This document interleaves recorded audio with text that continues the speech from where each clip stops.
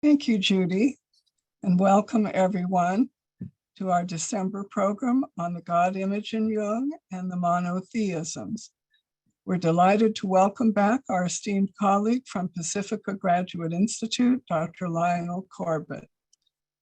His lecture today will contrast Jung's notion of the self with traditional theistic approaches to the divine.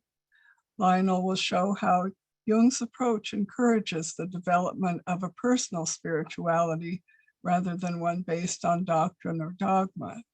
He will also explore Jung's notion of the dark side of the self in his answer to Job and the arguments with theologians that the book produced. Dr. Lionel Corbett trained in psychiatry and medicine in England, then as a Jungian analyst at the C.G. Jung Institute in Chicago. He is professor of depth psychology at Pacifica Graduate Institute in Santa Barbara, California. Lionel is the author of 6 books on psyche and the sacred, psychology as spiritual practice, the soul in anguish, and understanding evil, and his latest one, The God Image from Antiquity to Jung. He is a co-author of 4 volumes of collected papers on depth psychology and on Jung and aging. Today, he will explore the topic of the God image in Jung and the monotheisms. Welcome, Dr. Lionel Corbett. Thank you, Virginia. And, good morning, everyone. So I'm going to talk about Jung's notion that there is an image of God in the divine, in the psyche, an image of the divine in the psyche that he calls the God within.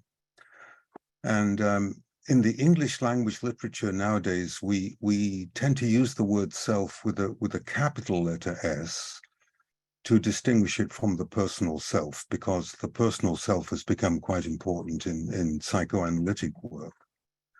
So when I talk about the word self, I'm talking about the bigger self, the divine self in the personality. And I'm going to contrast what Jung says with traditional theistic God images of the kind found in Judaism, Christianity, and Islam, and so on.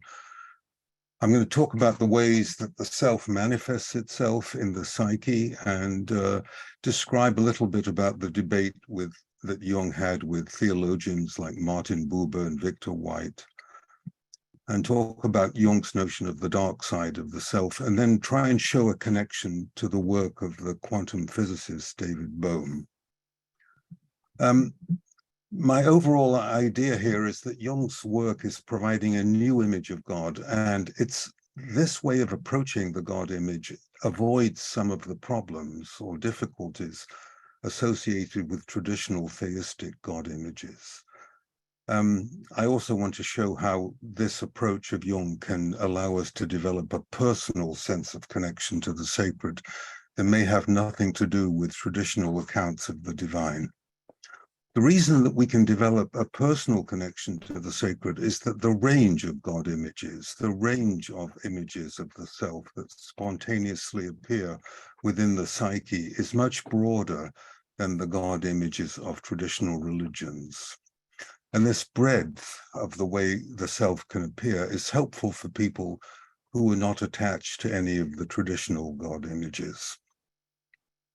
Now, for Jung, following Rudolf Otto, an experience of the sacred has a certain emotional quality. It's characterized by being mysterious, tremendous, fascinating, awful, dreadful, those kind of experiences. And Jung would say that these are experiences of the objective psyche, of the mythopoetic or autonomous levels of the psyche, the transpersonal level of the psyche.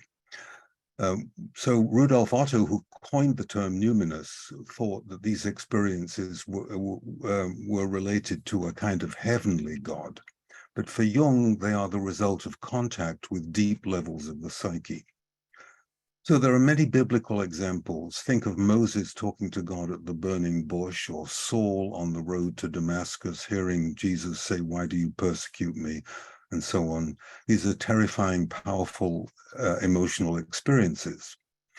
Jung's point is that these experiences are not confined to biblical figures like that. They may occur to any of us at any time, especially in dreams or in personal visionary states.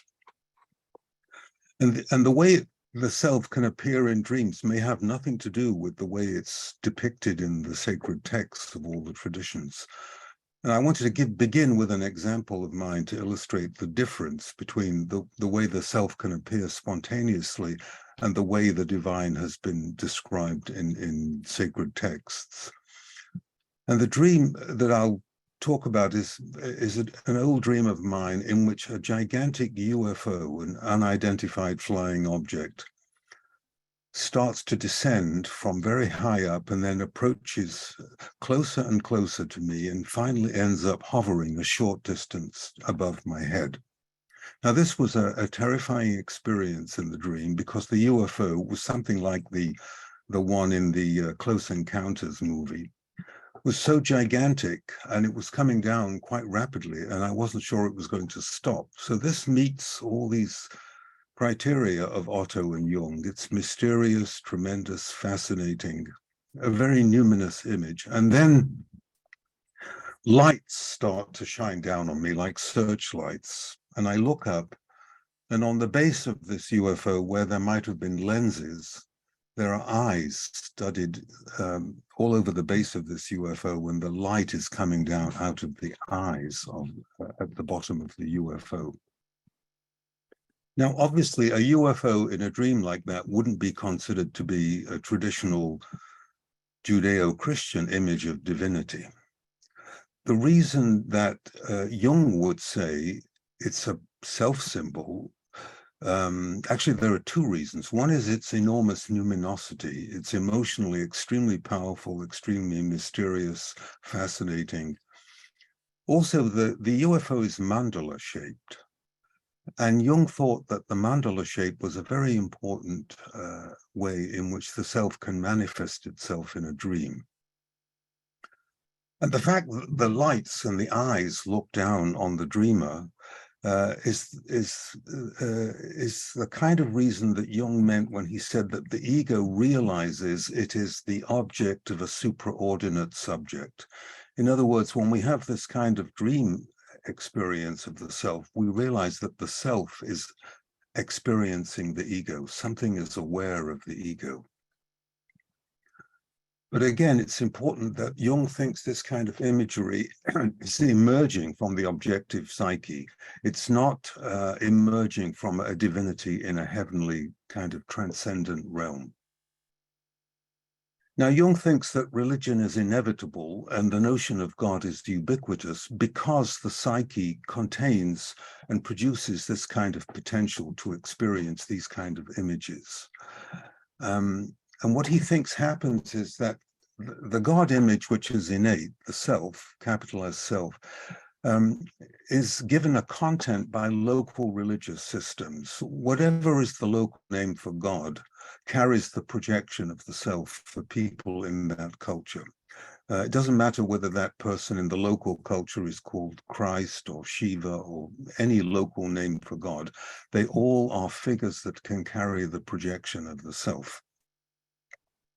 The important point for Jung is that only the emotional quality of the experience is important, not the specific content of the experience. So when we see these kind of experiences, they may have nothing to do with descriptions of God found in the Bible or in the liturgy or in doctrine and dogma and so on. Jung thinks that the self produces this kind of numinous imagery in the form of images of wholeness and completion that emerge from the unconscious. I'll give you another example. Here's an example from a dream. The dream begins, I was surrounded by a fine mist. I sensed a presence as if someone was coming towards me. The mist opened to reveal a gigantic blue eye about 3 feet across. I felt penetrated by its gaze, and I stood there in awe and fascination. You can already hear the numinous quality of the encounter with this gigantic eye.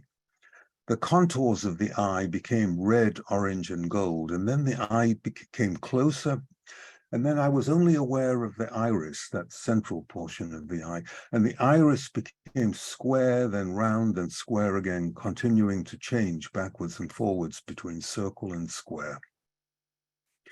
Then the eye seemed like a huge window beyond which I could see a world of light and into which I could now enter. I was frightened by the sense of infinity and boundlessness and eternity I saw through the window. The light beyond the door or window was unlike any light I have ever seen. It was silvery and cold, but also warm, soft, and colorless. I felt as though I was falling into it. This was an enormously numinous dream, very powerful, very mysterious. The eye itself is a very ancient symbol of the all-seeing divine. It's found in many religious traditions. And the dreamer felt subjectively that she'd been seen by a divine eye that acted as a kind of opening into a transpersonal or spiritual realm. And again, the whole dream image, the eye, is an extraordinary mandala, for Jung, one of the classical self-symbols. Jung believed briefly that circles and spheres are ancient symbols of infinity, completion, heaven, or the divine, because they're perfect shapes with no beginning and no end. Now, the iris in the dream of the eye keeps changing from circle to square. And Jung thought that squareness, cubes and squareness, are incarnate or earthly symbols of stability or wholeness, because they refer to the earth's four directions, four seasons, four winds, four elements, and so on. So the square implies order, limitation, and form, unlike the endless circle. So the dream motif of alternately squaring the circle implies this mutual reciprocity of heaven and earth. It was a common alchemical motif, or the union of heaven and earth in a kind of higher synthesis. Now, the awe and wonder this dream inspired in the dreamer is very characteristic of numinous experiences of the sacred or the holy, but again, not a specifically Judeo-Christian God image, but clearly a numinous self-symbol. Now, Jung makes the point that we cannot tell whether this kind of dream experience is generated by the psyche, by the unconscious, or whether the psyche acts as a kind of medium of transmission. There might be a divinity beyond the psyche that expresses itself by means of this kind of imagery. In other words, we don't know if what we call the unconscious is identical with the divine or with the metaphysical God of the theistic traditions. But Jung's major point is that the unconscious is the medium from which this kind of religious experience seems to flow. So for practical purposes, the question isn't really very important. We cannot tell if there is a transcendent divinity that uses the psyche as a vehicle of expression, or whether the psyche itself is generating this kind of imagery. Jung thought that there is what he calls an original that these images are pointing to, but we could only experience it by means of the psyche. And the fact that this kind of imagery appears in the psyche spontaneously, what Jung calls the religious function of the psyche, helps to explain why human beings have always had a sense of the sacred. I'll give you another example of a self-symbol from a dream reported by Jung, in a letter, which is also not particularly Judeo-Christian, but very numinous. In the dream, there is a star in heaven that's like a gorgeous bluish diamond with many facets to it. And on the earth below is a quiet round pool of water. And the dreamer realizes heaven above, heaven below. So as above, so below. So the self in this transpersonal realm is reflected in the pool, which is obviously the personal psyche. So in the dream, the heavenly diamond is the self symbol. It's an imago Dei, an image of the divine, reflected in the individual psyche.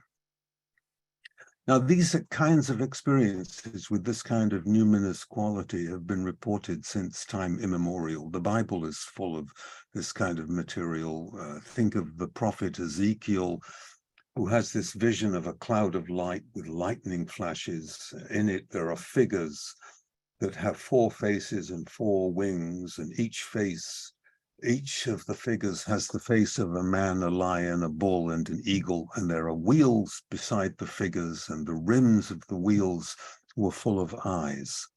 And over that is an expanse of crystal, and above that was something like a throne with a glorious figure surrounded by fire and radiance. And Ezekiel realized that this was the glory of God, and so on.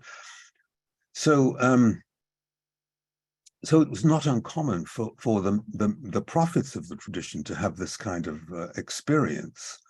But Jung's point is that this kind of numinous quality of an experience can occur to ordinary people all the time. You don't have to be one of the major figures of the traditions to experience this. Just parenthetically, this experience of Ezekiel was often reduced by saying that Ezekiel might have had an experience of a UFO.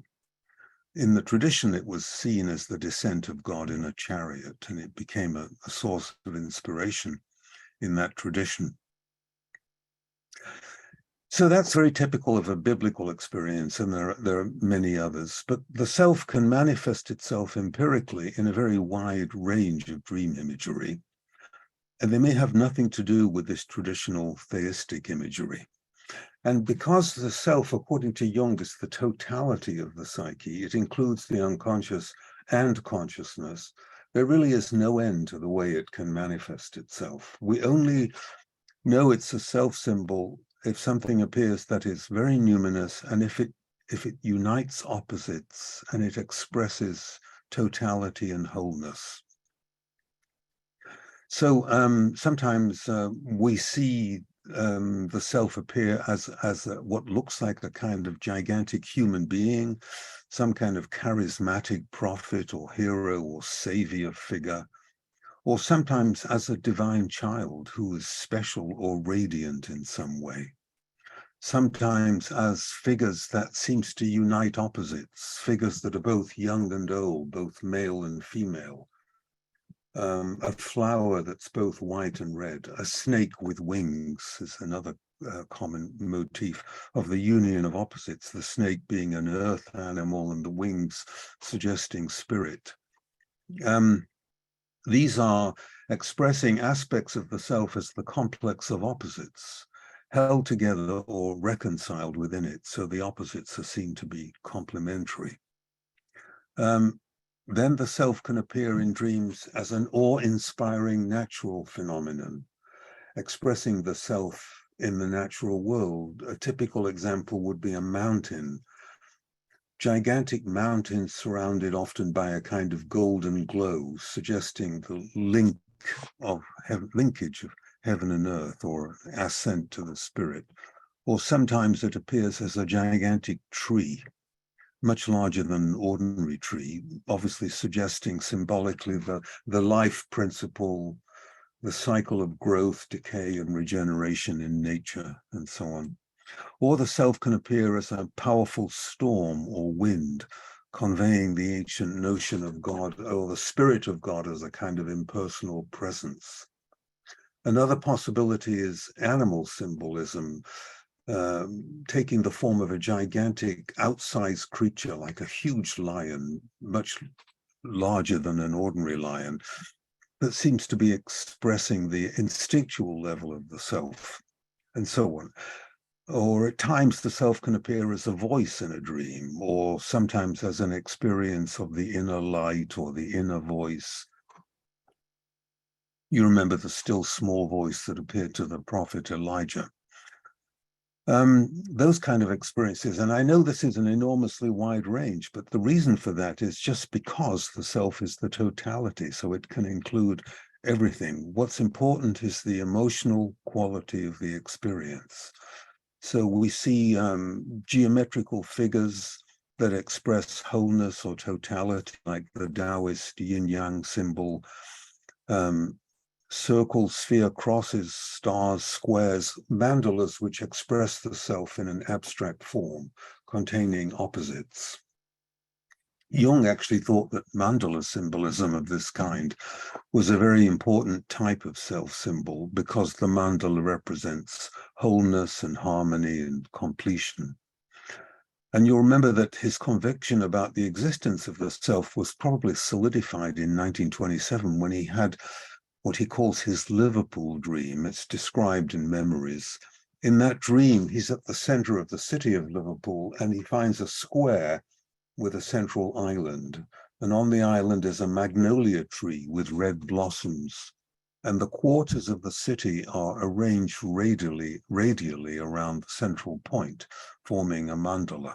And the central island is blazing with sunlight, but the surrounding city is dirty and sooty, and it's winter and raining and darkness around the central light. So presumably this gloom might have reflected Jung's life situation at the time, but he's given this mandala image of a numinous center that sustained him. And he said that the dream felt like an act of grace. And he thought this kind of mandala imagery is a primary expression of the self. So the example I gave of the UFO, or even a highly symmetrical diamond, or the eye, these are mandala images that represent a kind of protected, safe space. In psychotherapeutic practice, we see mandala images appearing as fields of flowers in circular shapes, stars, crosses, that kind of thing, symmetrical gardens, temples, flowers. And Jung thought that this kind of mandala imagery, which gives a sense of order and peace, is most likely to appear in dreams when the individual is going through a difficult period.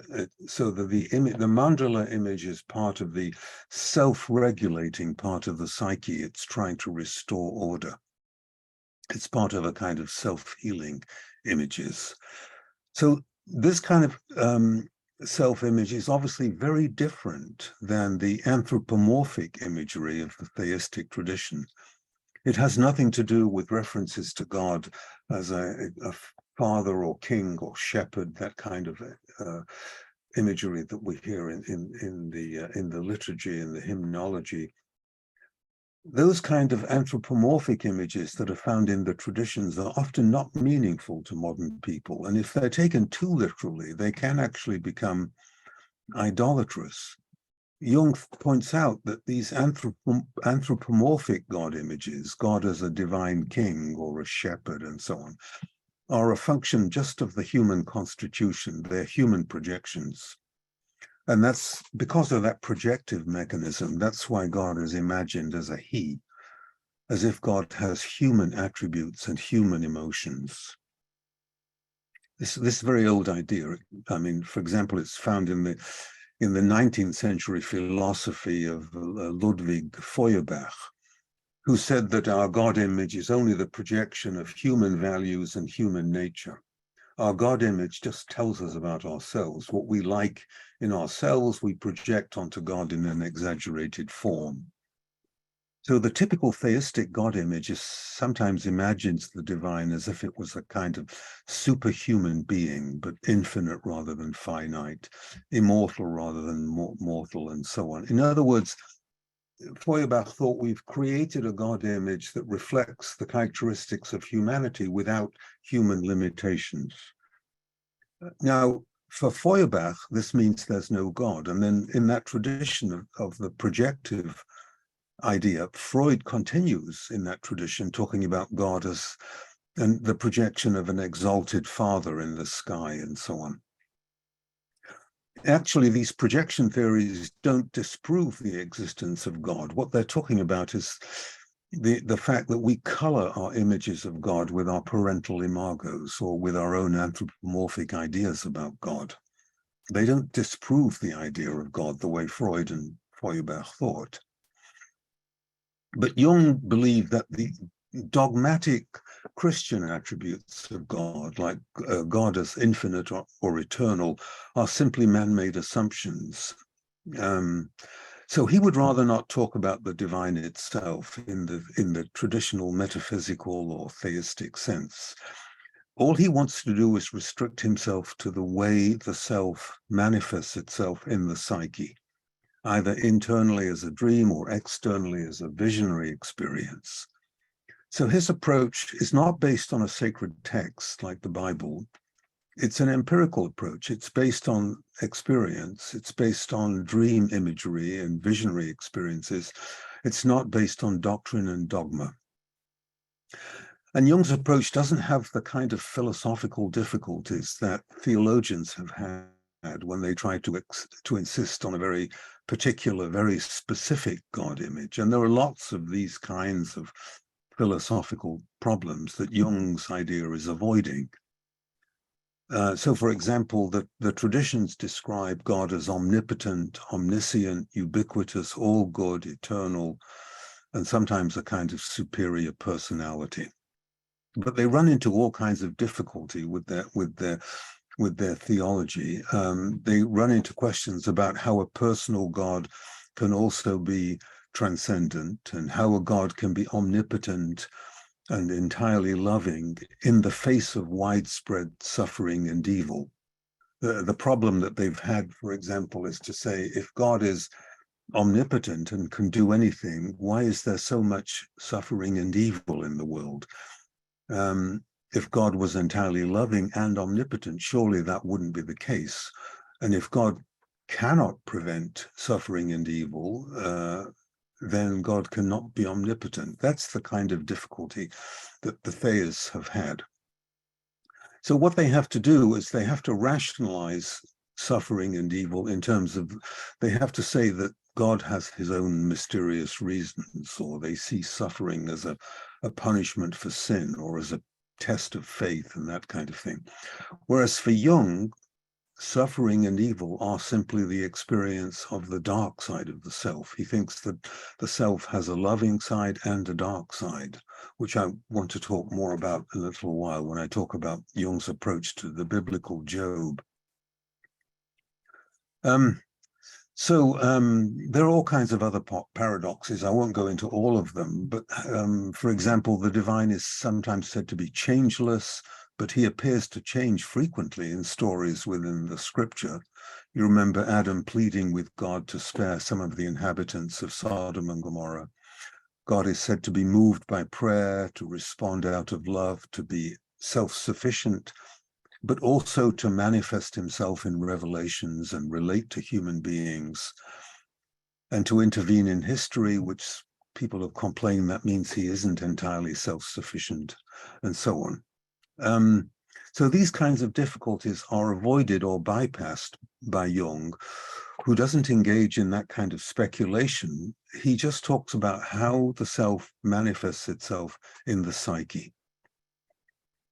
And you don't, in Jung's approach, you don't get the kind of human psychological projections onto the theistic God image. If you think, for example, about the God image of the Hebrew Bible, he chooses a particular people to be special to him, which for those of us who are interested in the problem of narcissism makes him sound as if he's narcissistically vulnerable. He needs to be mirrored.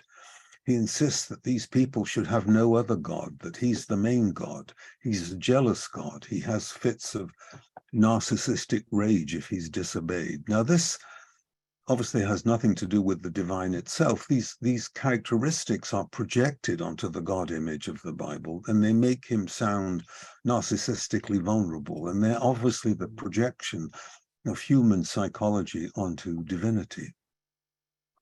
That kind of problem is avoided by simply focusing on the intrapsychic manifestations of the divine. Another difficulty is that how does God, if God is pure spirit, how does God interact with the physical world? How does he interact with matter? How can the incarnation happen, leading to a God who is fully human and fully divine?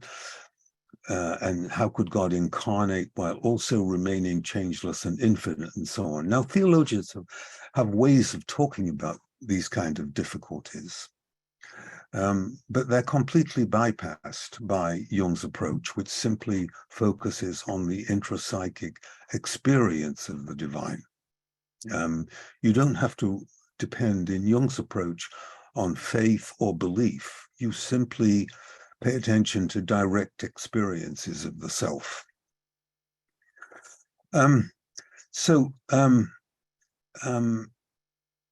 There is one connection with traditional theology and Jungian psychology. Some of the process theologians see God as only absolute in some respects and still in the process of evolving. And this idea can be compared to Jung's notion that the self, our God image, is gradually transforming as we penetrate more into the unconscious. And one of Jung's major ideas is the notion that our images of the divine, our self-images, can change over time if we pay attention to the unconscious. I'll just give you a brief example of the way that shows up in dream material, this notion of the transformation of the God image. A woman dreams that she's lying in bed and a gigantic hook, like a fish hook, comes down from the ceiling and hooks her through the chest and lifts her up. So she's helplessly suspended on this hook.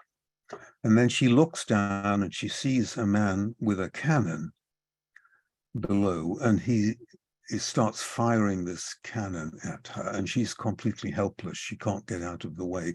And in the dream, she realizes that that's God.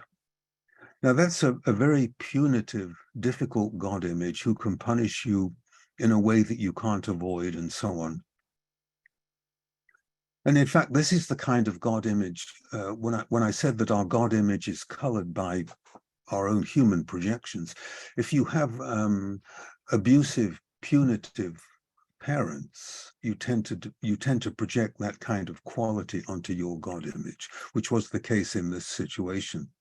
And after working on personal material, this person then had another dream years later, in which he's led into a large hall in which there are statues and icons and God images from all the world's religious tradition.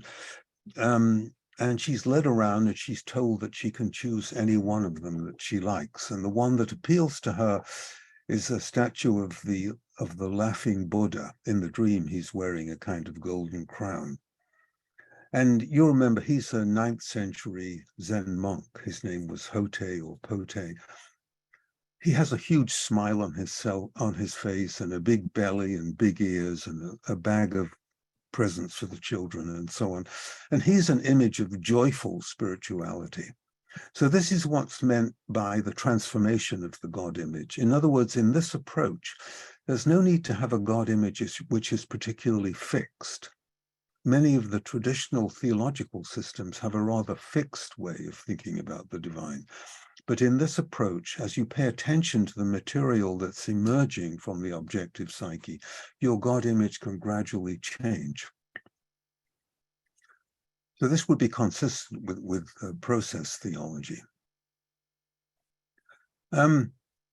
But in general, the philosophical or theological approach to the God image is very different than Jung's approach, which is purely experiential. It's purely based on the study of this kind of dream imagery.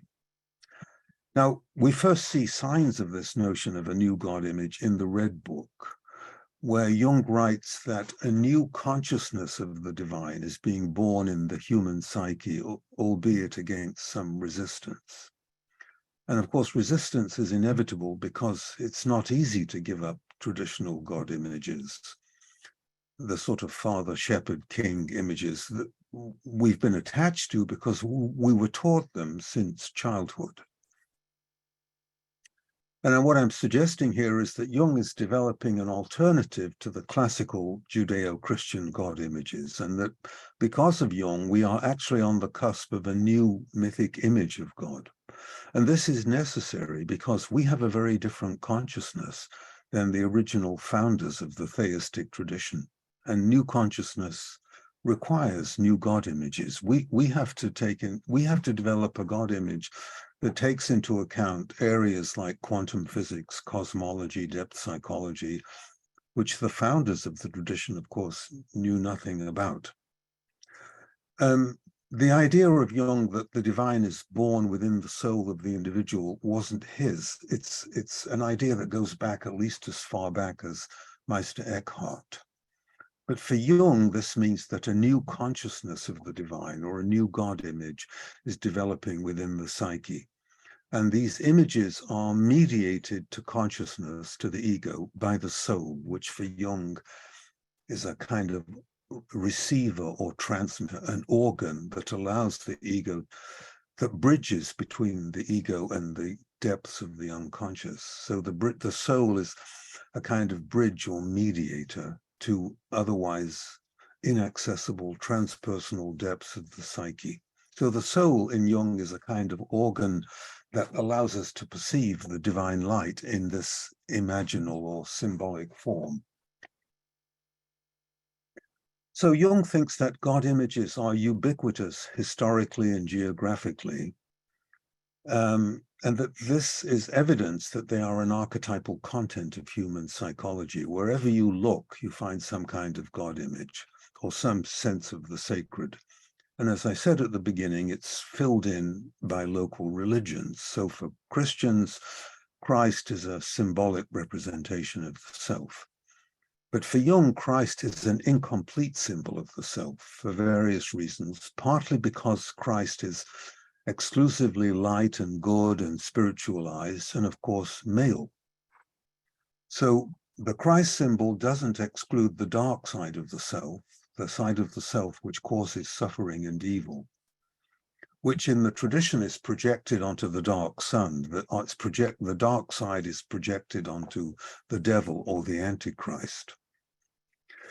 Also, Jung thinks that the classical Christian God image excludes the shadow, the God's shadow, the archetypal shadow, the dark side of the self, but also excludes matter and the feminine, thereby excluding the sacrality of a large segment of creation. So sometimes he wants to add the shadow, sometimes he wants to add the feminine aspects of the divine to the Christian Trinity to make up a kind of missing fourth. And he thought that the dogma of the Assumption of Mary, which was proclaimed in 1950, was actually an evolutionary advance in the Christian God image, because the doctrine was that Mary was taken bodily up to heaven, where she is now the queen of heaven in a kind of hieros gamos, or sacred marriage. And Jung thought this was important because it added the feminine element to an otherwise exclusively masculine God image. It's a new version of the ancient tradition of a sacred marriage between the male god and the goddess. And Jung thought that the appearance of this kind of dogma was evidence that revelation is continuing in the tradition. And parenthetically, he also thought that the kind of self-symbols that I've been talking about, like the diamond and the eye and the UFO, these are also forms of personal revelation, which many traditional theists don't like because they think that revelation has more or less stopped. Another idea of Jung, which tends to contradict the traditional God image, is that he thought that among the alchemists, that the Christ figure was compensated for with the figure that the alchemists call Mercurius.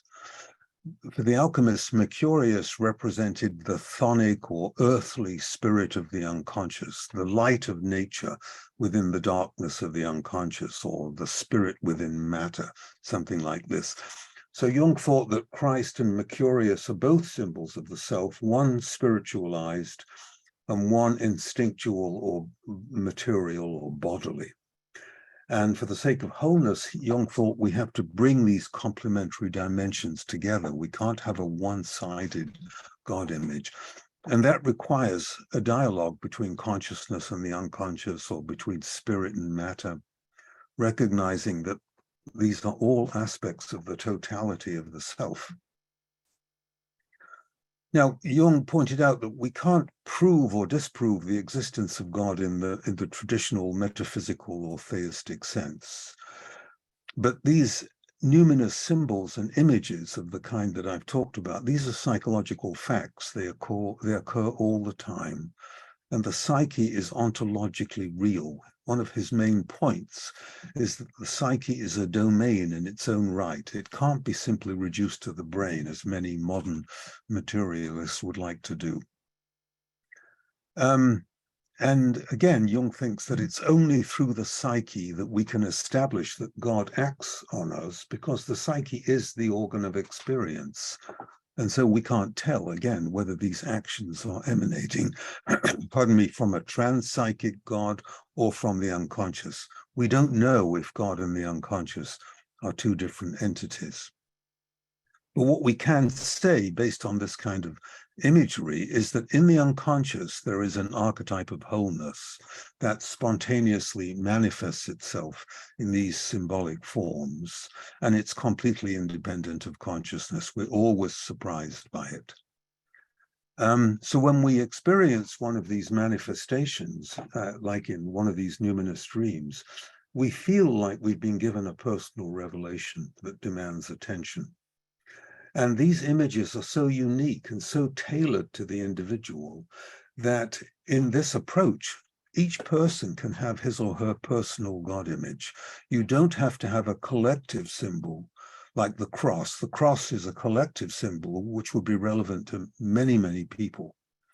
But a symbol like the eye or the UFO or the heavenly diamond, these are individual symbols of the self. So in that way, you can develop a personal spirituality, which may have nothing to do with traditional God imagery. Now, another way that the self can manifest itself is in the outer world in the form of synchronistic events. It doesn't only manifest itself intrapsychically, it can appear in the form of a powerful synchronicity. You'll remember that synchronicity was Jung's term for the meaningful coincidence or correspondence in time of a physical event and a psychological state or a state of mind. So, for example, an example would be that you have a dream of a plane crash, and then you discover that about the time you had the dream, there was an actual plane crash. So there was a physical event and a psychological event. They don't cause each other, but they have the same meaning. That's what Jung is talking about when he uses the term synchronicity. So there's no causal connection. He called this acausal meaning. So Jung thinks that these kinds of events, synchronistic events, are evidence for an underlying level of reality that he refers to using the medieval term, the unus mundus, or one world. In other words, there's a kind of non-dual level of reality, a level at which matter and spirit, or psyche and matter, are not divided. They are inseparable aspects of some kind of totality. And they emerge and they appear to be separate at the level of the ego. So at that deep level of the unus mundus, there are no isolated entities. There are no selves separate from the world. And categories like space and time don't apply. So it's from that deep realm, which might be the psychoid realm, would be another way of talking about it. Jung likes the term unus mundus. The synchronistic events that emerge from this level often have a sense of something meant to be. They feel purposeful.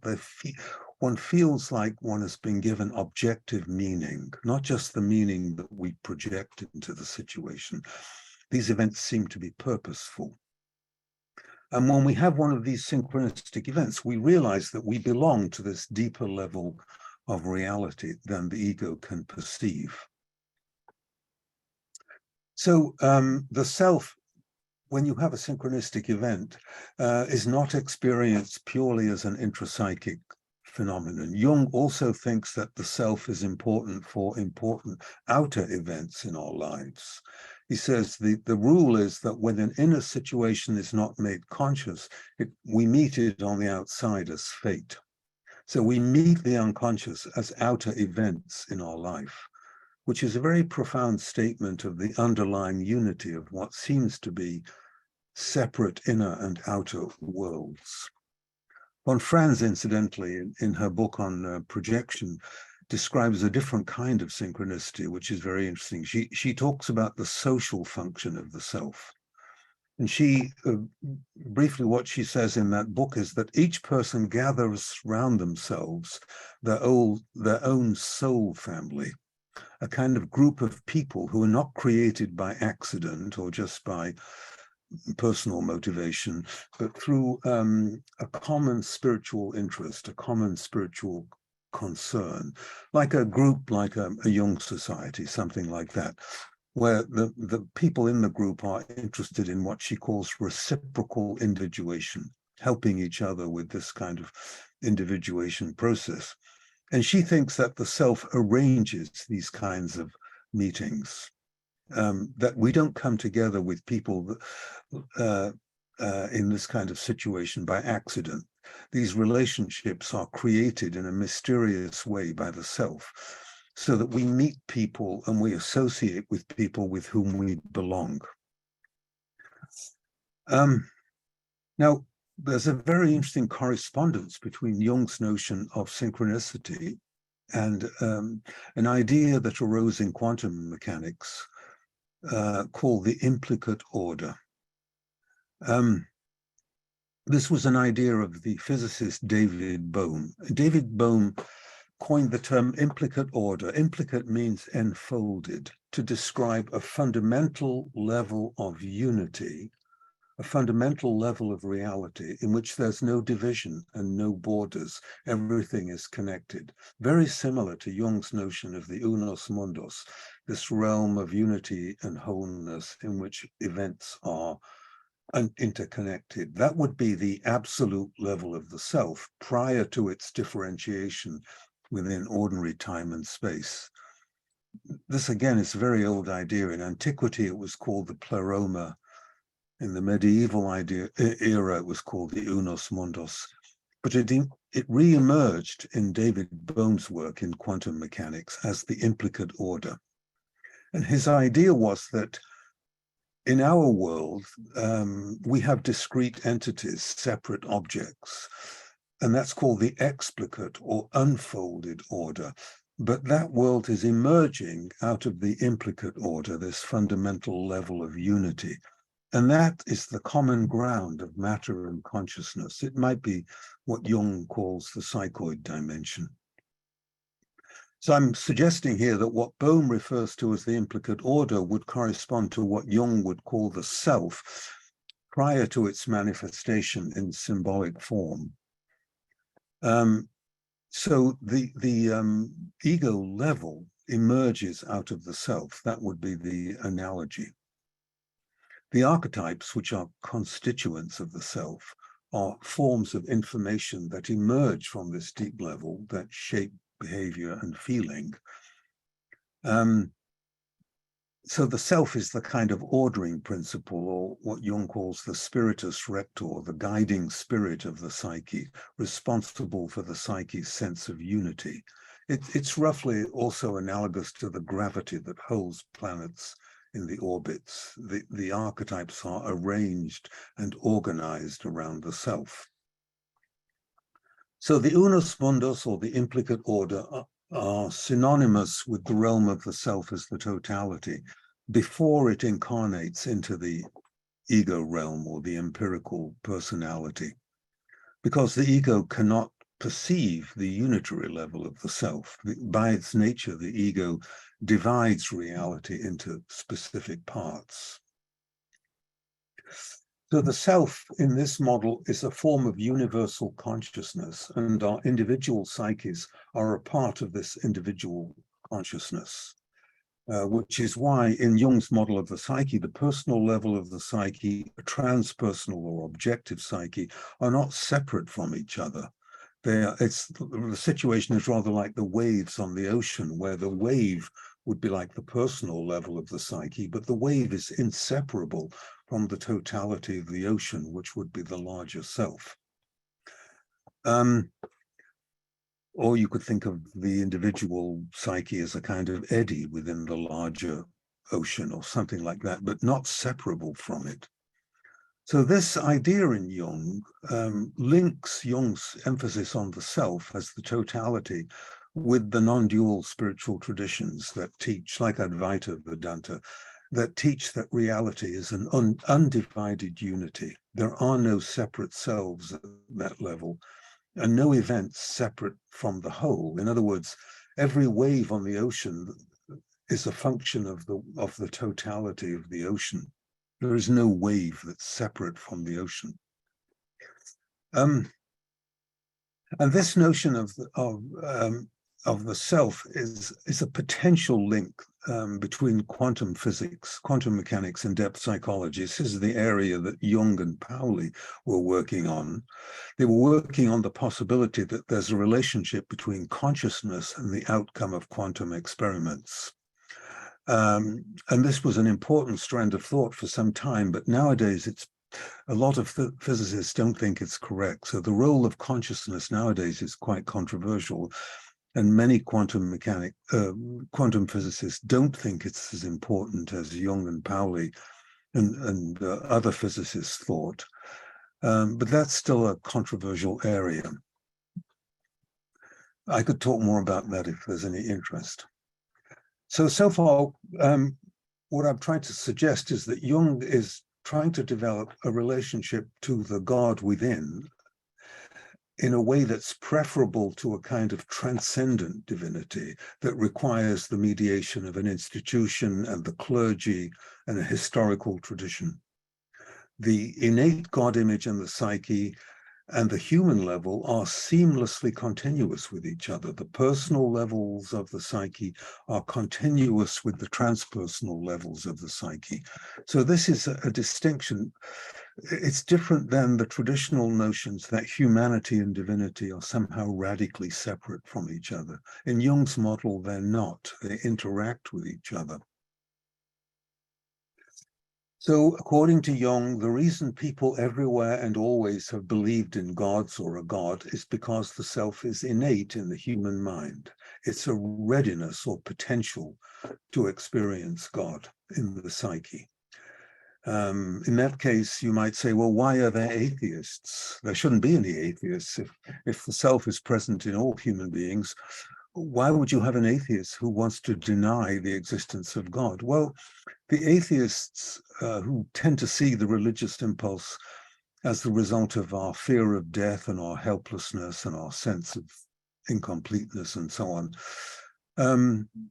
are really, they think that the idea of God is a placebo. And I think what's happening is that the atheists are repudiating the classical theistic God images, that God is a shepherd and king and father and so on.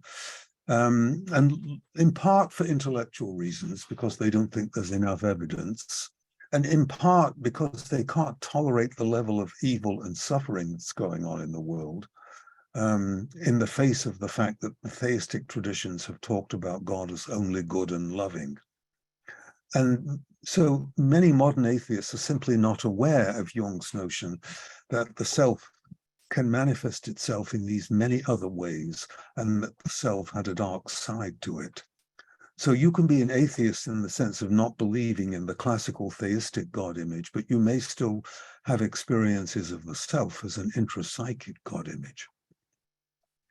Why is all this important? Because contemporary society, needs religion as a container for spirit. But we don't want religion in its traditional form necessarily. And that the evidence for that is the steady decline in church attendance all over the world, probably ever since the Enlightenment. There's a deep human longing for contact with the transpersonal dimension, but the need for a spiritual life can only be met by contact with the spirit. It cannot be met by being told what to believe. If you're sitting in a building reading a book about what happened to somebody else, that's what William James calls second-hand religion. It's not your experience necessarily.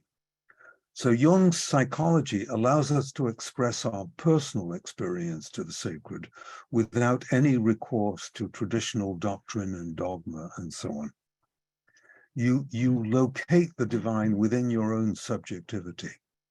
And that is tremendously helpful in alleviating the problem of meaninglessness that many people are feeling nowadays, because they don't know how to make a connection to a spiritual center, because they've given up on traditional historical religions.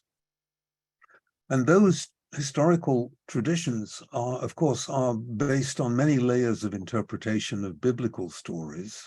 These interpretations have developed over centuries. The mainstream religious traditions still insist that their scriptures are eternally and universally valid. But for many of us, they don't seem to be relevant. As I said before, we have different spiritual needs than our forebears. What was important in the 4th century Levant, when a group of bishops sat around a table and came up with the various creeds, is not necessarily important to us. We have a different kind of consciousness. This is actually in accord with the notion of divine accommodation, an idea that suggests that the divine restricts its manifestation to the ways in which human beings can understand and respond to it. And I think the advent of depth psychology has allowed us to experience the manifestations of the sacred or the self in new ways. And I'm hoping that perhaps at the end of my discussion of these points, some people in this group might want to talk about their own experience of the self, if it's different than the traditional theistic ways in which the divine is said to appear. So please, you might think about that. So the Jungian approach is only interested in direct experiences of the sacred, however it manifests itself, whether it does so in a traditional form or in some entirely novel manner. It doesn't matter. The content doesn't matter. Only the emotional quality, the numinous quality matters. So Jung would accept the validity of a numinous experience, regardless of its specific content. The UFO is not a traditional, or a diamond is not a traditional image, but it's because of the numinosity of that kind of material, it can be regarded as an authentic experience of the sacred. And these can appear in dreams, in visions, as synchronistic events. For many people in the natural world, they experience the sacred in nature, and sometimes even through the body and in our traumas and symptoms and so on. One of the big advantages of this approach is that we no longer need to think that God saves or chooses particular people. That's just old-fashioned religious narcissism. We need new ways of thinking about the divine. And this is urgent because the Christian myth is slowly losing its hold over people. And Jung's approach is an appealing alternative for many people today who call themselves spiritual but not religious, which is increasingly a popular idea. Now, the theologians have resisted this approach of Jung, and his theological critics complained that he was out of his lane. He'd overstepped the boundaries between theology and psychology. So Martin Buber is a good example. Martin Buber accused Jung of what he called psychologism.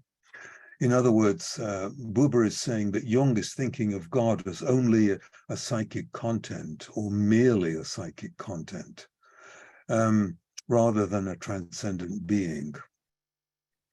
Buber also accused Jung of Gnostic leanings, which is partly true, because Jung was mostly interested in personal, direct, unmediated contact with this kind of imagery rather than doctrine and dogma.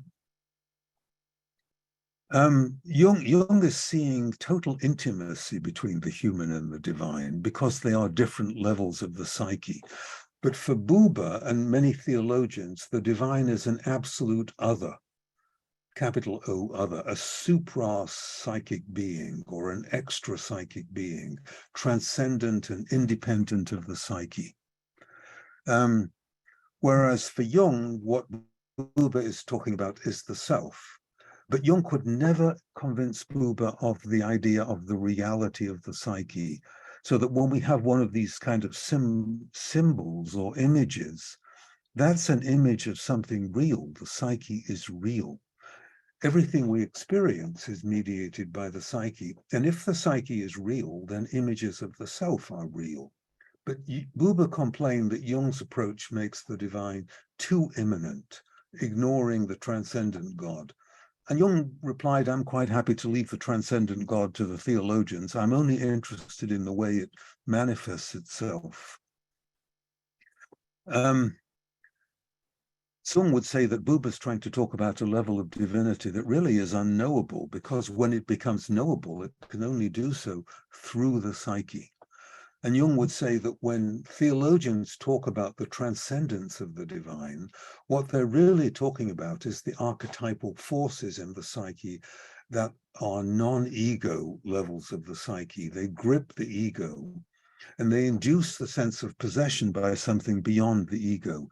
And that's called transcendence. But really, these are still manifestations of the deep psyche. Well, the correspondence between Buber and Jung went on and on for some time. Another critique of Buber was that Buber didn't like Jung's notion that the self consists of both good and evil, which Jung thought could lead to immorality. This was a critique that really ignores Jung's statements, which he makes all the time, about the importance of personal work on the shadow. And by the way, that dream work on the shadow gives a much deeper understanding of the shadow than we can get from traditional religions, because the shadow in dreams reveals unconscious aspects of the personality. Religious rituals of penance often only deal with conscious material, but attention to the shadow in dreams goes deeper than conscious material. Another theologian I should just briefly mention here is Victor White, an English Dominican. He and Jung tried to establish some compatibility between theology and depth psychology, but White also couldn't accept Jung's notion of the dark side of the self, and so that relationship faltered in a rather painful way. And of course, the psychologists didn't like what Jung was doing as well. So Erich Fromm, an important psychoanalyst, objected to Jung's idea that the unconscious could be a source of revelation. He thought that the unconscious should just be seen as, in personal terms, just a part of the personality, and it shouldn't be regarded as a kind of religious, having religious capacity. But Jung would simply respond by saying, look, the unconscious produces this kind of numinous imagery that's always been associated with the experience of divinity. So sometimes a vision, a numinous experience like the vision of Ezekiel or the vision of Isaiah contains imagery that is culturally conditioned, but numinous imagery may have nothing to do with cultural conditioning. They may be, the images that emerge from the objective psyche might be completely individual. So one of the effects of psychotherapy is to examine this kind of material when it emerges. Now, the other important point that I wanted to make is to talk about Jung's answer to Job, where he talks about the dark side of God, or the dark side of the self. And in this book, which is a late book from the mid-50s, he examines the transformation of the collective Judeo-Christian God image, which is often seen as very fundamental to the Western psyche. And Jung says in that book that the canonical God image was forced to change as a result of Yahweh, the God image in the Hebrew Bible, as a result of Yahweh's unconscious treatment of Job.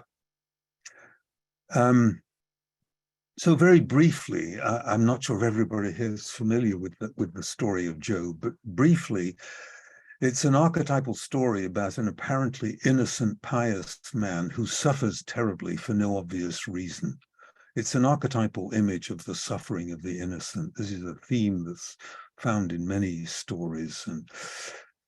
And the story begins with a meeting between God and a Satan, a member of the heavenly court, and the Satan says that Job is only good and pious because God has given him so much. He's very affluent and very important member of the community. So they have a kind of a wager or a bet, and God allows Satan to inflict tremendous losses on Job, apparently as a test of faith to see if he'll remain pious, which is really quite a terrifying experience to imagine that God would allow this kind of wager. Anyway, I won't go into all the details of the story, but in his answer to Job, what Jung is arguing is that in the biblical story of Job, the figure of Yahweh is unconscious of his own dark side. He doesn't realize that he's treating Job in this very, very cruel way, making him suffer terribly. His house is blown down, all his children are killed, all his possessions are stolen, and so on. He suffers terribly. And this cruel treatment, Jung thinks, Yahweh doesn't realize that he's inflicting this dark side onto Job. But Jung wants to make the point that the biblical image of Yahweh is a mixture of positive and negative quality, cruelty and mercy, kindness, anger, love, and so on, all existing side by side in the same God image. And the fact that Job maintains his integrity by insisting on his innocence, Jung thinks, forces Yahweh to become conscious of his shadow aspects that he was previously unaware of. Jung thinks that Job tries to remain faithful to Yahweh, but apparently what's happening in the story, that Yahweh is projecting his own unfaithfulness onto Job. It's Yahweh who's being unfaithful, actually. And this doubt is personified in the story by the figure of Satan, who questioned Job's piety. You could see this Satan figure, if you like, from a Jungian point of view, as a complex in Job that questions whether his piety is real. Anyway, I wanted to spend most of the time talking about Jung's notion of the dark side of the self. Because of Yahweh's atrocious behavior towards Job, because he makes him suffer for no obvious reason, Jung thinks that the notion of God as the summum bonum, the ultimate good or the highest good, cannot be maintained. God is a paradox that represents all the qualities of creation, including positive and negative qualities. Everything that exists, including evil, is a function of the Creator. And if you think of God as only good, then all evil has to originate in human beings, forgetting the fact that the serpent was present in the Garden of Eden at the beginning of creation. If God is only good, then human beings are scapegoats for all evil, which is a terribly pessimistic view of human nature. And also, Jung thinks this view doesn't grant evil an objective status. To think of evil as only human doesn't do justice to the enormity of evil. So Jung thinks that if you have an all-good God image, like the traditional figure of Christ, he is only light and in him there is no darkness, then God, if Christ or God only good, his devotees have to carry all the darkness. And so Christian theology is trying to impose this harmful notion of intrinsic human sinfulness on the Western tradition. And so you have to have the mediation of Christ. This is a very radical distinction, very radically different view than Jung's approach, because Jung thinks that the human psyche contains within itself the direct faculty of relationship to God because of the presence of these God images in the soul. We have this innate presence of the God image in the psyche where the human and the divine meet. You don't need to think of the divine as an external remote deity, and you don't need some kind of intermediary to relate to these kind of images. So what Jung is saying in answer to Job is that the unconscious Yahweh here being equated with the unconscious, becomes conscious of its own dark side as it differentiates within human consciousness. The Job story is a kind of paradigm. Jung thinks that human consciousness acts kind of reflecting consciousness for the divine to become conscious of its own dark side, which it wasn't previously aware of. Now, there are theologians who do acknowledge the problem of God's abusive or destructive behavior. But the majority of religionists, traditional religionists, insist on God's justice in the face of what looks like worldwide injustice and evil and suffering. And I don't think we can keep falling back on rationalizations for suffering and evil. There are various claims to explain this kind of suffering and evil that say we can't conceive the mind of God. God has mysterious intentions. There are various what are called theodicies, ways of justifying God in the presence of suffering and evil.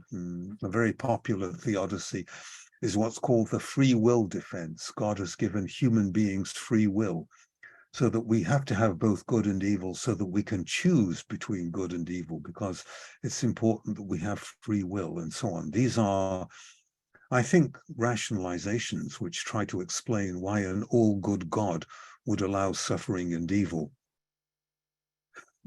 Meaning that evil has to be, if you have an all-good God, you have to split off evil and project it onto the devil or the Antichrist.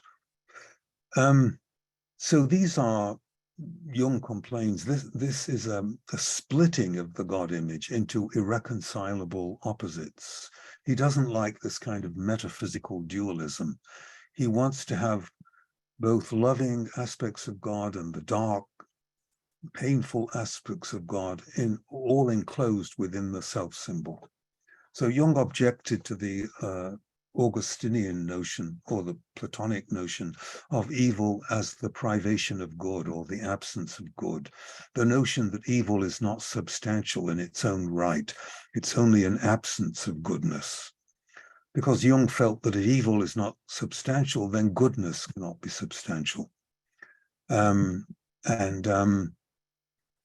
you say that evil is not substantial, then human beings would have an excuse not to take their shadow side seriously. But Jung insists again and again that the self contains all the opposites, including those aspects of the self that cause suffering and destruction. And that's, again, one of the reasons that the symbol of Christ is an incomplete personification of the self, because Christ is only light.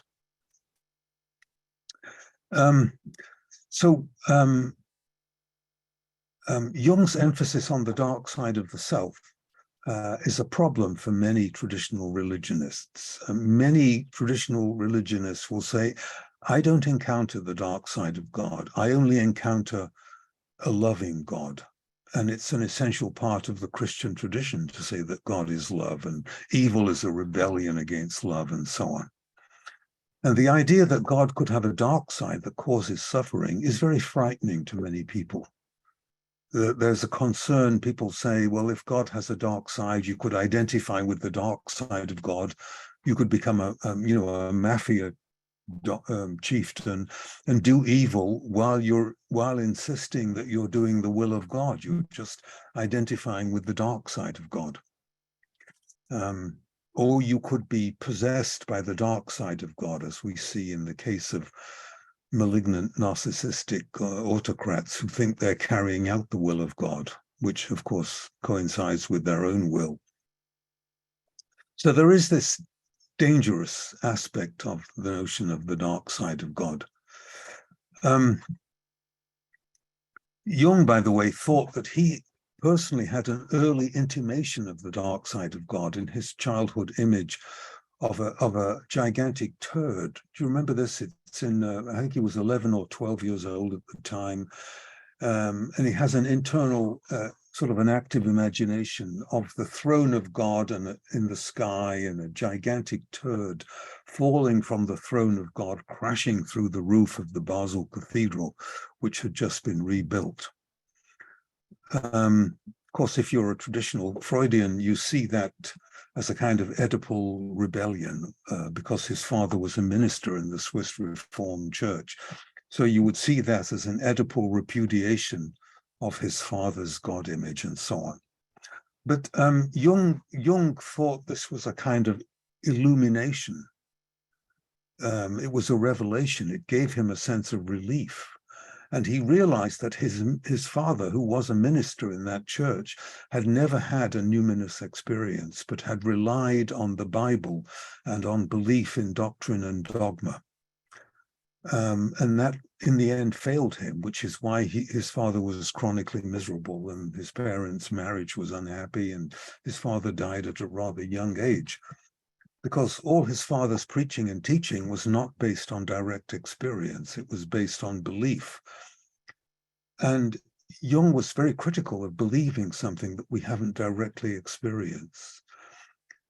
He pointed out that direct experience gives knowledge, which is more important, more reliable than belief. So you remember in that famous BBC interview on television in 1959, when Friedman asked Jung whether he believed in God, he paused for a moment, then he says, difficult to answer, I know, I don't need to believe, I know.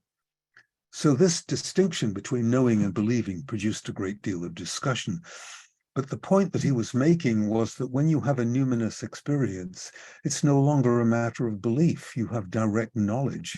It can't be argued. This was the experience. You don't need to believe it happened. You know that it happened. And of course, belief can be undermined easily by painful life experiences which contradict one's belief. So belief is unreliable.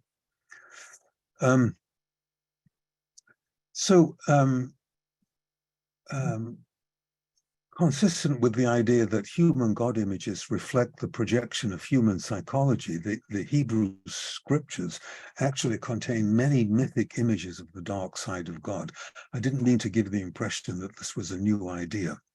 Apart from the biblical Job, there are many occasions in the Hebrew Bible in which God promotes destruction and mass murder, and Jeremiah talks about God's judgment as war, famine, and pestilence, and Isaiah says, I make weal and create woe, and there are many laments and protests in the Psalms about God's behavior. So in the Hebrew Bible, the notion of the dark side of the self is not unusual, but it's the New Testament which asserts that God is light, is only light, and in him is no darkness, which to many of us nowadays just looks like a level of denial. You do see it a little bit in Christianity, in the form of the avenging angels of the book of Revelation, throwing unbelievers into pits of fire and so on. But largely in Christian doctrine, evil is seen as a corruption of creation or the misuse of free will and so on. So Jung's notion of the dark side of the self, I think, is incompatible with the Christian image of an all-good God and with the Christian view of evil. There are only individual approaches to the dark side of the self. Very often, the dark side of the self the experience of the dark side of the self requires sacrifice, the acceptance of uncertainty, persevering impatience because we can't understand what's happening. It's hard to find the right attitude to the dark side of the self and the suffering that it causes. So I realize this is a difficult idea of Jung, but I think it's better than trying to simply pretend that it doesn't exist.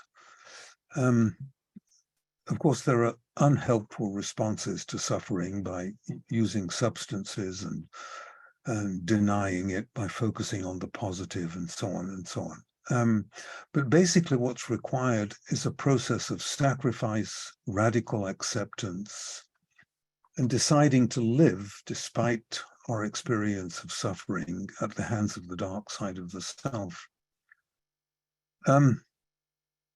But Christian theologians strongly object to this idea of Jung. They think it's completely incompatible, and one of the critiques is that Jung is just applying his own theories to God, and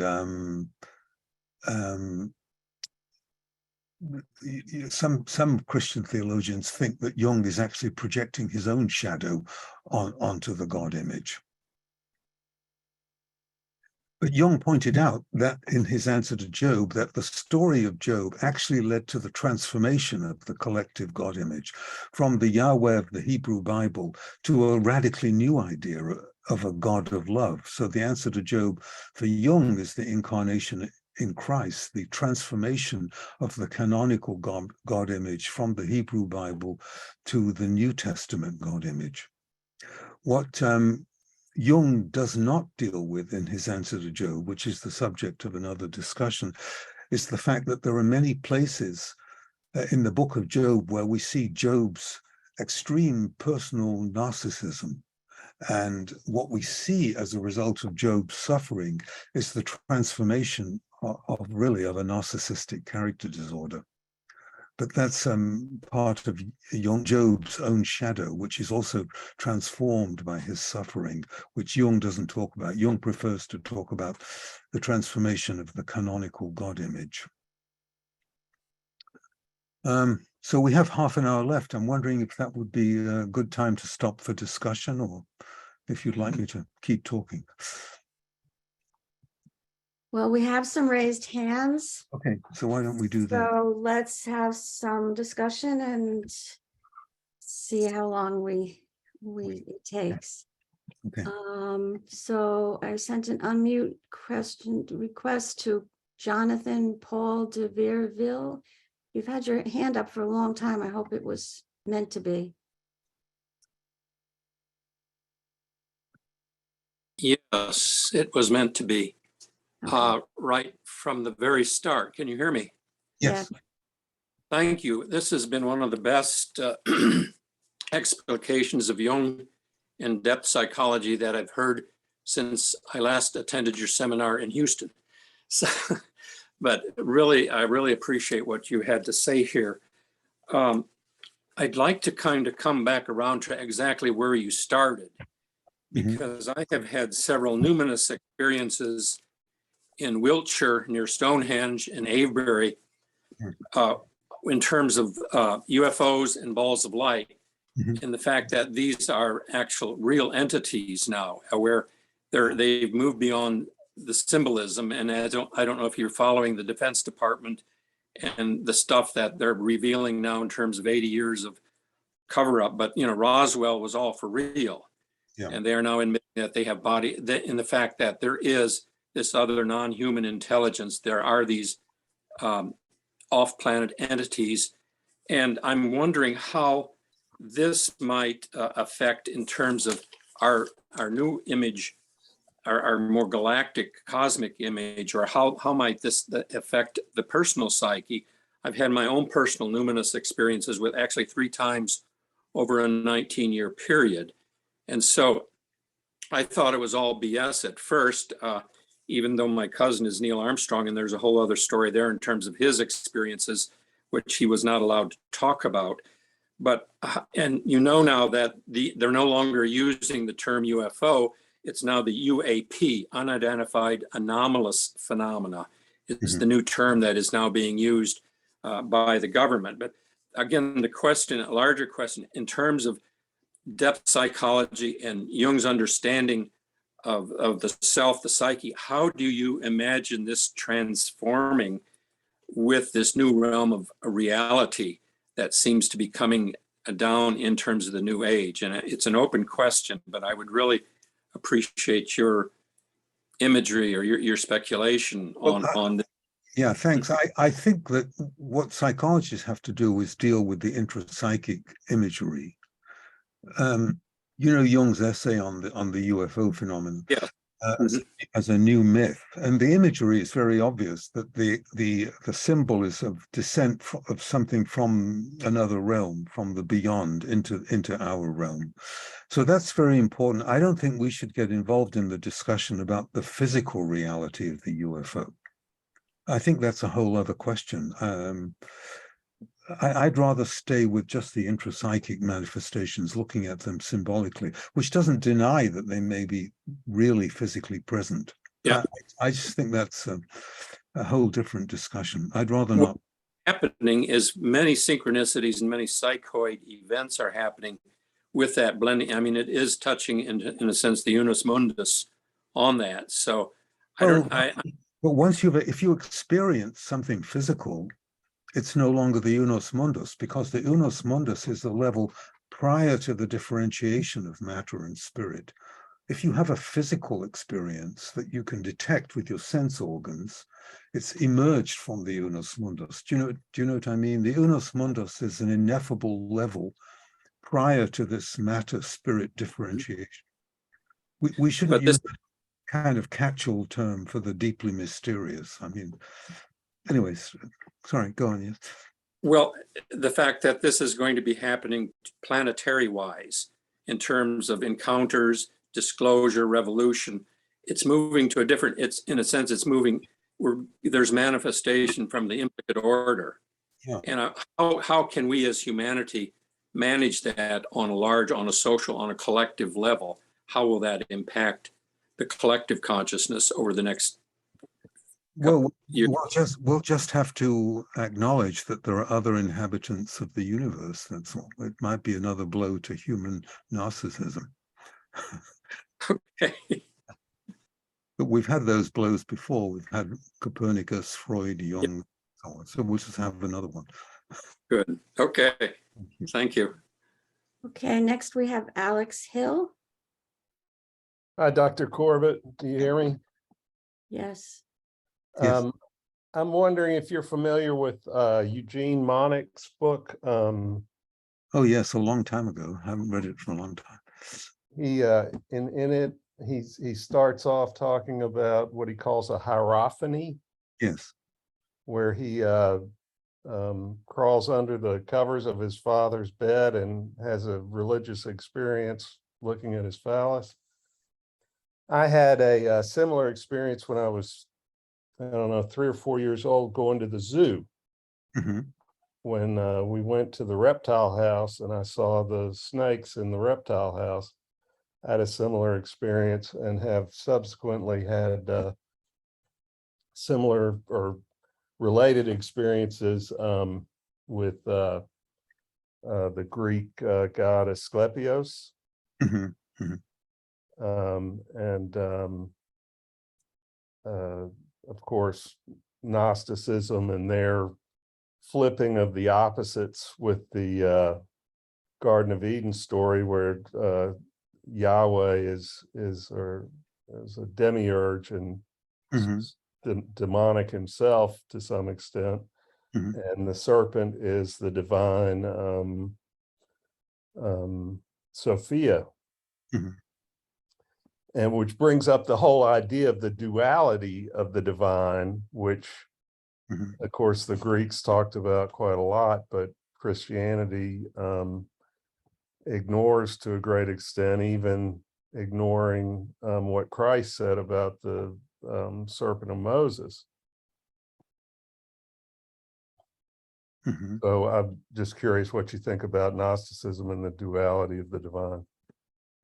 Oh, well, Jung was often accused of being a Gnostic because the Gnostics were much more interested in direct intuitive experience of the divine. And that's why Jung felt a kind of kinship with the Gnostics. But he understood the kind of imagery that they experienced metaphorically and mythically as originating in the mythopoetic level of the psyche. He didn't take the mythology of the Gnostics literally, which is what he was often accused of by people like Buber. But the Gnostics were important to him in terms of a kind of lineage of approach. Well, his psychology is Gnostic to a great extent. I mean, the whole idea that the devil is the shadow, and from the shadow comes the self. Yeah, Jung didn't think that the biblical Yahweh was the demiurge of the Gnostics, I think. So there's some similarity, but I wouldn't pursue it too much. Well, in answer to Job, he does say, what kind of God would slaughter his own son? Yeah, but that's why he thinks the divine has a dark side. That was his major point. And that's why he's actually incompatible with traditional Christian theology. That's why he argued with Victor White. And Okay, thanks. I guess I'm going to ask people to try to be a little bit brief because we have a lot of raised hands. So I'm hoping that, we won't have to cut anybody off. So next we have, and I'm probably mispronouncing this, Anahi Fonseca. Yes, hello, Lionel. Hello, Anahi, everyone. very good to see you. Nice to see you. Nice to see everyone here. I'm sorry, I'm going to be very brief. I'm talking from Brazil, from the very south of Brazil. And actually, Professor Jonathan said his question was about the UFOs. And I just wanted to tell Lionel and everybody that in my city, it's the very south of Brazil, since November, the airplane pilots have been relating strange lights in the sky during different flights that cannot be explained by the usual causes as satellites. So I was going to ask Lionel if in the difficult times that we are all living, could the collective self project onto an unexplained phenomena, the strangeness people are feeling, and without questioning the existence of the phenomena itself? Do you think it's possible? Yeah, I do. I think the reason that the UFO is so powerful is that it reminds us of something coming from the beyond, from the head office. It's like a messenger. And so apart from its physical reality, which I wouldn't deny because I don't know, I think it has tremendous symbolic meaning. So it could be a manifestation of the self. At this time in history, maybe it would unite countries so that we're not fighting with each other so much. Maybe it has a teleological purpose. I'm not trying to read the mind of God, but I think that's a possibility. Okay, thank you. Thank you. And next we have Scheherazade Shoshani. Hello, Lionel. Oh, Scheherazade, nice to see you. Great to see you. I never get tired of listening to you. Such a rich and comprehensive talk, Lionel. I have a question. You said the attitude towards experience of the dark side of the self can be sacrifice, radical acceptance, and something else. Can you elaborate a little more on that? Well, if you are going through a period of suffering or experiencing evil and so on, what are your possible approaches? I think Jung's approach would be to say, to look at the period of suffering as an experience of liminality, which is an archetypal process of initiation into a new level of consciousness. As it were, arranged by the self to move you into a new level of consciousness. And sometimes you have to put up with a great deal of suffering. You have to understand that what you're going through is somehow necessary. That's what I meant by radical acceptance. I mean, that's, a rather shortened version of my response. Does that make sense? Yes, and sacrifice? It's not random, you see. You may have to sacrifice something that's very important to you, like your physical health, for example, or somebody who's close to you who dies. But either these terrible experiences are, just random, a tale told by an idiot, as Shakespeare put it, or there's a kind of background intelligence to the universe, a background ordering principle that we call the self with a capital S, in which case you have to submit to it and say, look, this must be necessary in some way. That's what I meant by radical acceptance. It doesn't mean that you don't act. If you have an illness, for example, you still try to get medical treatment and so on, but you react in a way that's not based on rage and bitterness and this shouldn't be happening. You react in a way that has to do with accepting that somehow this is necessary. The ship is leaving. There's no point in holding on to the dock. That's what I meant by radical acceptance. Thank you very much. I've tried to deal with this in a book called The Soul in Anguish, which has a long discussion of liminal periods and the problem of suffering. Thank you very much. I Thanks again. don't want to sound Pollyanna-ish about it. I realize it's not easy, but I can't give you a shorter answer. Thank you. Whoops, I just sent an unmute request to Dennis Merritt, who gave us a wonderful talk 2 years ago on I Ching. Hello, Dennis. Hey there. Thank you, Lionel, for another wonderful lecture. You're so clear in stating these, what I think is some of the most interesting concepts that Jung had. I would like you to speculate a little bit more about what von Franz called the social function of the self. Yeah. Thinking of, in our Jungian sense, the sense of the self and the transcendence is of utmost importance. Thinking of why Constantine wanted a religion, one position throughout the Roman Empire, and looking at kind of where we are in America and our divisiveness, and a lot of the evangelicals, fundamentalists, and so on have imposed a sense of the transcendent that is pretty archaic, as you described. And also just throwing in there, Moyers asked Joseph Campbell if he thought there would be a new religion. And Campbell kind of doubted it, but he said, if there is one, it'd probably have an ecological or an environmental focus. So what you talked about, you developed so beautifully this importance of the intra-psychic sense of the self, but it seems like we need more than that, especially in these very fractious times. Yes, I agree. That's why I mentioned this idea of, that's why I mentioned von Franz's idea to encourage this kind of community gathering and what she calls reciprocal individuation, where we help each other with the individuation process. I mean, we're not in the position that Constantine trying to find one religion to unify the empire. We can be individuals, fortunately. So.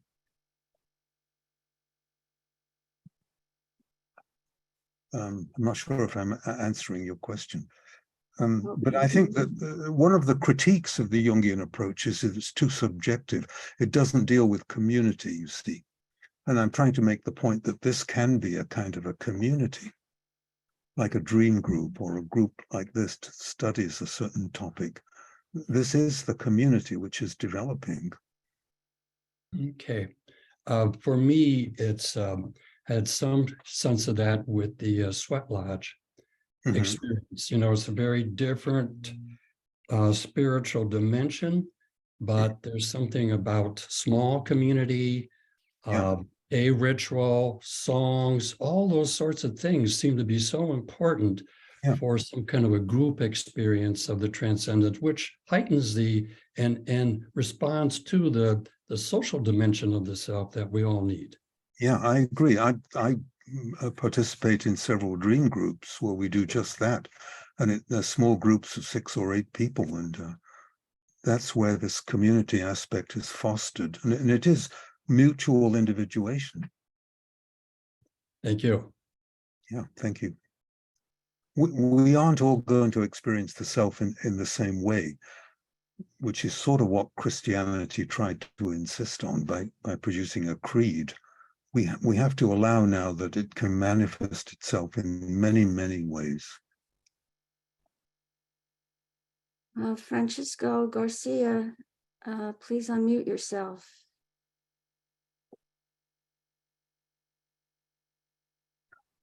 There you go. Okay, hello, Lionel. Hello. My name is Francisco. I'm an analyst from Zurich. Uh-huh. Some years ago, I had a direct experience with the numinous. It was a conscious out-of-body experience. Mhm. And I had this experience for a number of years. I had many experiences when I was out of the body, but one of the things that I came away with that seems to be more important than anything else was the fact that I was more than mind and body. Mhm. I was, in fact, soul. Not that I have a soul, not that I have a soul. And, it's interesting to me whenever I attend some lectures, Jungian lectures, there are many Jungians and many analysts, students also, that continue to refer to the soul as I have a soul, as opposed to I am soul and I reside within this physical body and I have these particular experience for whatever reason. And anyway, I just wanted to share that particular experience. Yeah, thank you. I think you're quite right that we are soul. That's right. That's our real deepest nature. Can I just say something else? Jung and a number of other people have talked about this disconnect. Mm-hmm. This disconnect. And I wonder if this whole idea about I have a soul as opposed to I am soul brings that to light, that this disconnect really originates from the fact that people don't see themselves as soul rather than, I am soul. Mm-hmm. Yes, I agree with you. It splits soul and body too much to say I have a soul. Yeah, I agree. Thank you very much. William Blake said the body is that part of the soul that we can see, which is a very good comment. Thank you. Thank you. Dan Stevens. Hi, everybody. This is a terrific forum. Thank you for putting this on. I thought I'd try to give a quick version of an important numinous experience, as Lionel had suggested we might want to do. So this goes back about 45 years in my life. I'm 70 years old now, but I'd spent 5 or 6 years studying in relationship with a guru from the Sri Aurobindo Advaita Vedanta thread of spirituality, and you develop a very intense interpsychic relationship with the guru. Mm-hmm. And I ran into a period of time where it was difficult to remain strictly obedient to everything that his demands on me as a disciple, because it would have meant giving up my married relationship with my wife. And so during a time of perceived disobedience on my part, there was a break between myself and the guru. Mm-hmm. And a period of real psychic turbulence to the point of possible disintegration of the psyche. Mm-hmm. Fast forward through a bunch of very horrifying inner experiences. I woke up one night from a dream with a towering mandala that seemed to be the outer skin, if you will, of a big tank that was about to explode, with smoke and a seemingly unlimited number of serpents, all kind of on the surface of the mandala. And I woke up in screaming and I heard a really loud inner voice directing me, pick up the phone and call your father. And quick background, I had been raised as a Catholic, and but had given it up in my early teen years and had pursued other forms of spirituality. I had some vague idea that my dad was a born-again Christian. So anyway, I picked up the phone, and it was 3 o'clock in the morning. And surprisingly, my father picked up immediately the phone on his end. I was in San Francisco, he was in Los Angeles. And the words that came out of my mouth were, "Dad, tell me about this Jesus thing, because if it's not real, I think I'm in a lot of trouble." So he just said, "Come on down to Los Angeles on the earliest possible flight." And so I got on an airplane and flew down to LA International Airport. It was 5 a.m. flight or something like that. He walked up to me and put his hands on my shoulders. He really didn't know what was going on with me, but he just said, "In the name of Jesus, bring peace and wholeness to my son." And I immediately felt this incredible column of power and peace rushing through me. And so, yeah, again, to fast forward this whole experience, give it a couple of weeks with a lot of similar prayer.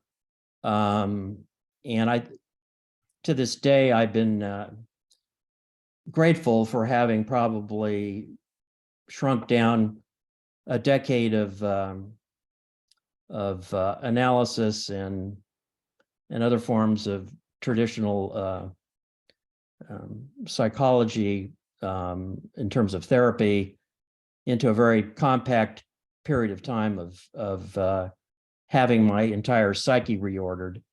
And so I went on a journey for 40 years, let's say, was studying every branch of archaeology and theology and historical criticism to understand what had happened to me.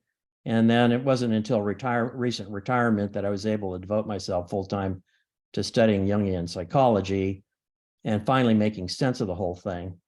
But I will say one thing, thank God for the one-sidedness of Christianity and the belief in a good God. However the paradox works, which I think we all still struggle with, the dark side and the light side of the self, so to speak. But all I know is that wholeness is goodness. And so somehow there's a connection there with the Christ, the anthropos, whatever label you want to put on the power. And God bless mythology and the hook of Jesus of Nazareth, because without a label, without an image, without a myth, it's very difficult to gain the power of the healing power of wholeness of the self. Mhm. So anyway, just wanted to share that. Well, thank you. Well, that was an authentic experience, and it sounds to me as if you belong in that tradition. There are Well, yeah, still, you know, the entire background theology of the creeds and the scripture, Mhm. I don't believe in currently, but how you how you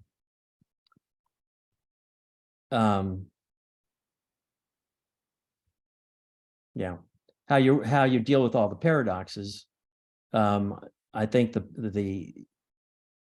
you don't want to throw the baby out with the bathwater.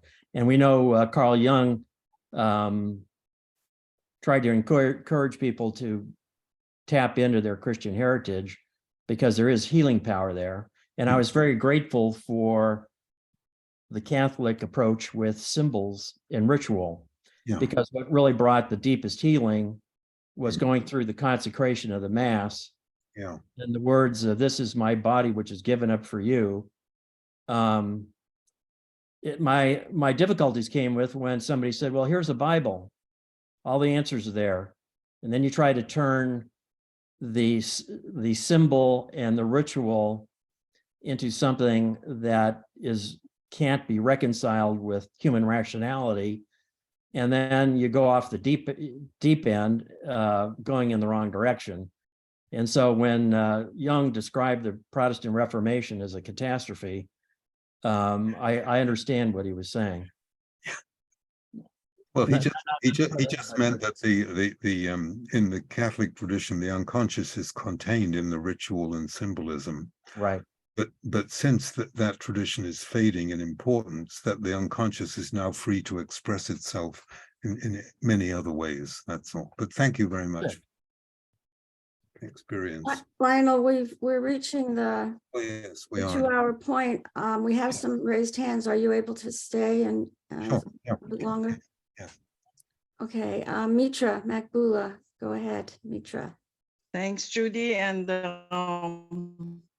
thanks to Lionel for such a wonderful talk. As much as I love Jungian psychology and Jung's view of the unconscious, which I rather call a combination of superconscious and unconscious to avoid some of the criticism of Jung, I'm going to wrestle with you, Lionel, on some issues, especially and good and evil. I think these are probably the two weakest points in Jungian psychology. I gave a talk a few years ago at the same forum at the OC Jungian Club.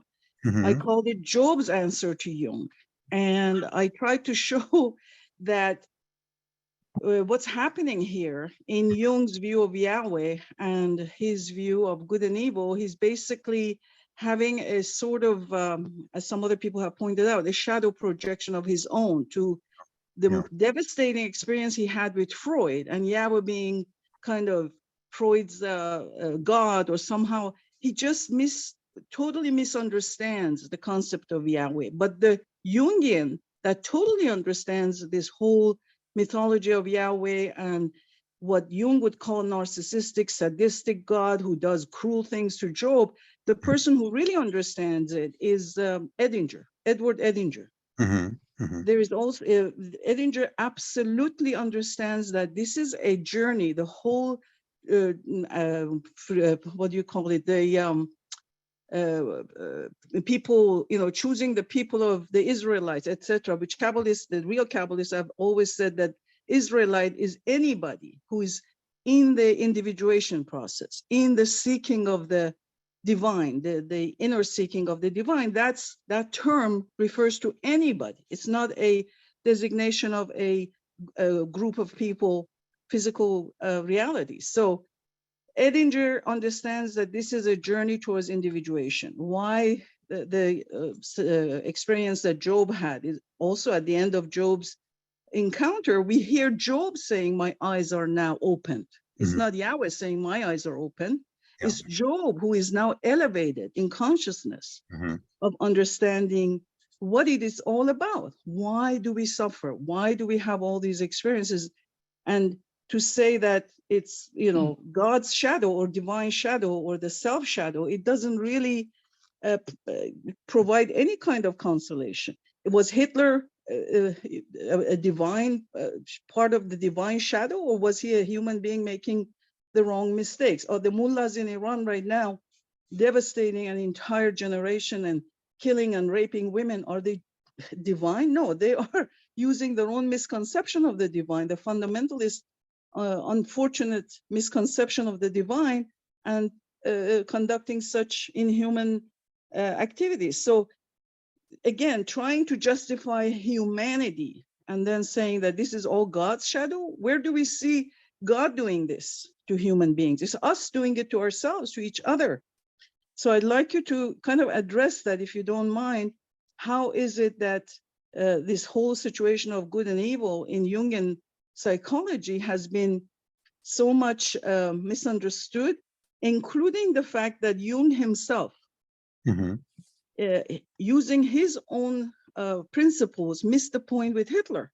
I mean, Hitler has been used all throughout the recent century as the epitome of evil. Now, Jung missed it, meaning he misdiagnosed Hitler. He misdiagnosed the Nazis. Therefore, if an instrument I'm using is not good at diagnosing what I'm pretending to diagnose, and it means the instrument is not actually very accurate. Jung thought that Nazism and Hitler are up to some good. This is after a time where the man has published a book, Mein Kampf, and saying all those horrific stuff in it. He told the whole world what he intends to do. And Jung misses the point. Therefore, I would like to really get your response. How is it that we can still believe that Jungian psychology or Jung himself has the answer to this whole thing of good and evil and human suffering? I really appreciate if you can take that up and guide us. You're quite right that he misread Hitler. Probably his own narcissistic issues got involved. Yes. He thought he could understand the Hitler phenomenon in terms of his own psychology and so on. But that's been argued by many people.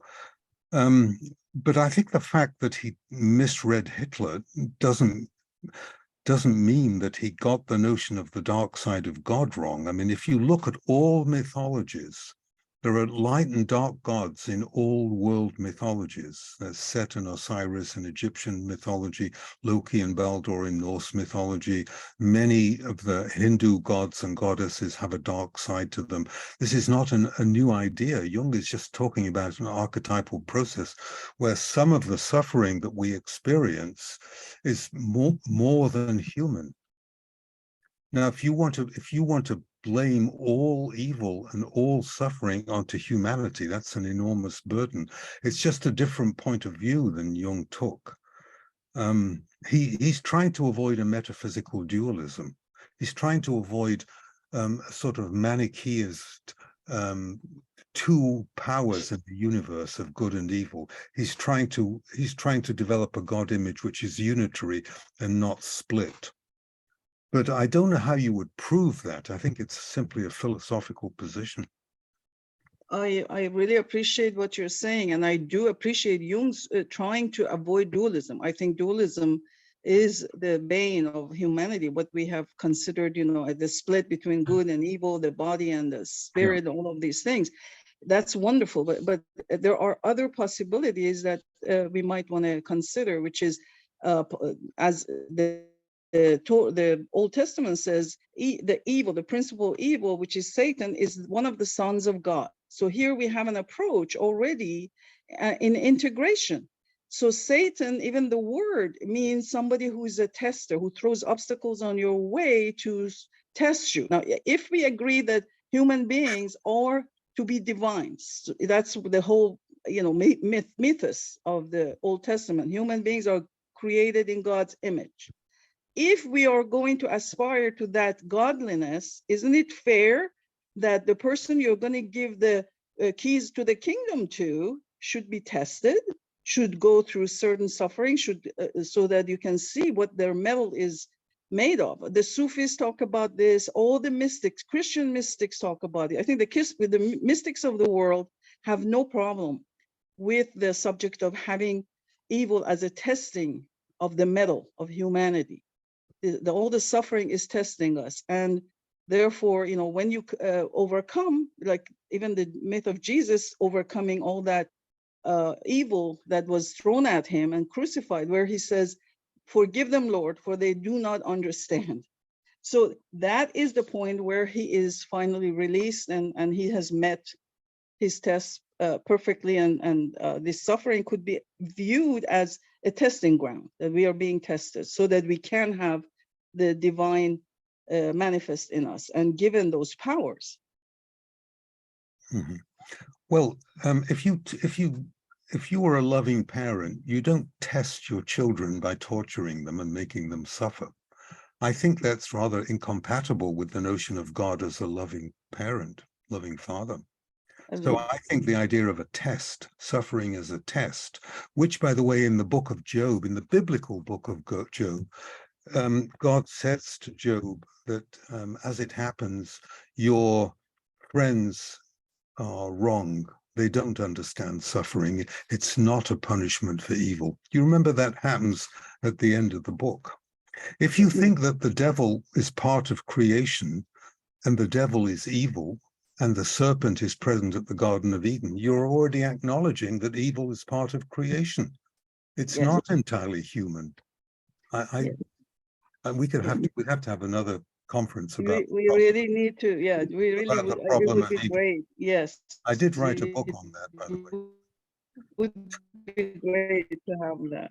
Well, Yeah, we'll have but to, again, I'm just we'll gonna have to say have this you and back. end it. Just We'll have to have you back on this. Okay. It's a never-ending topic. Yes, yes. Virginia, we go on to Virginia Barrett. So Lionel, I really want to thank you for going over those many diverse forms that the self archetype can take. I think it gives us permission to honor whatever symbolism comes up in our dreams. And I was reminded of a very brief Christmas dream, if you have a moment, in which I'm visiting my stepfather, who happened to have been born on Christmas. And next to his window, there is a Christmas tree. And around the Christmas tree, my cat, which was gray, is wrapped like a festoon. He's sort of elongated and wrapped like a festoon around the Christmas tree.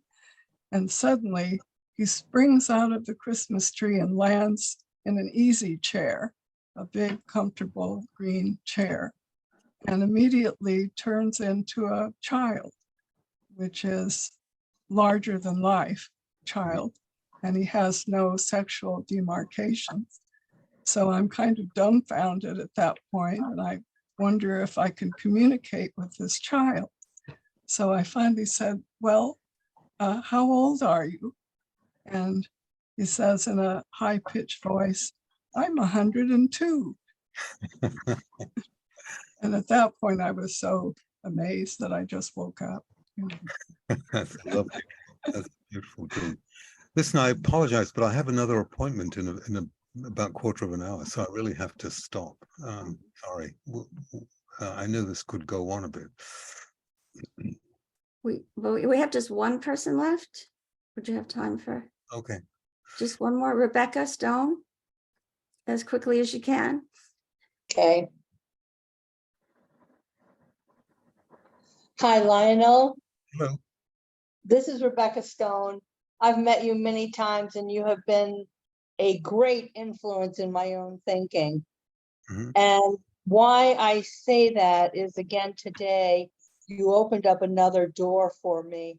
I was writing this morning on the Unis Monday, and I wanted to understand or see if I got you right, that once something happens inside your own psychic interior and something breaks loose, you're already out of that collective spot. Is that correct? Yes, I think so. Yes. Well, in 2007, I had what was called a nervous breakdown or nervous breakthrough or nervous something. And I ran away from what was happening in my own life. And this was for the last time. And in those deep, dark 2-week period of June, July, and even into August of 2007, I saw a spiral of Carl Jung in a spiraling, circumambulating experience of his entire life coming in and into my own body. And now it has been, I don't know, 15 years of trying to understand what that was. And it has taken me the courage of just today, hearing you say that about the Unis Monday, the one being affected by the all. I have been in the South Florida Jungian group since my father died in 1989. And all of that whole group has disintegrated because of death, and we don't even have a group anymore. Anyways, I share this with you because I heard you the last time and you said we have to be courageous. And I have felt like I've been crazy, not courageous. And so I want to thank you for helping me with that Unis Monday, that something did come through. And it came through an ordinary mother. I'm nothing special, but what I had to face was the demise of my aunt and my uncle and my mother. And I was their caretaker for the entire ancestral group. And I have studied Jung, and he is my spiritual guide. And they are fundamental Christians. And it was a tremendous experience of loss of everything I believed in and everything that was real in my life. So I have to thank my Jungian community for helping me reestablish a grounding and a footing in this real world. So thank you. And thank everyone else that has helped me. Good. Well, thank you for telling us. It's a very moving story. Thank you. Judy, I really do think I have. Yes, so yeah, thank you so much. This was really, really a wonderful talk, and we will have to have you again to talk about evil and Joe. Although we had you years ago on that, but it's time to do it again. So thank you so much, and I hope to see everybody at our January 8th lecture. And happy holidays, everyone.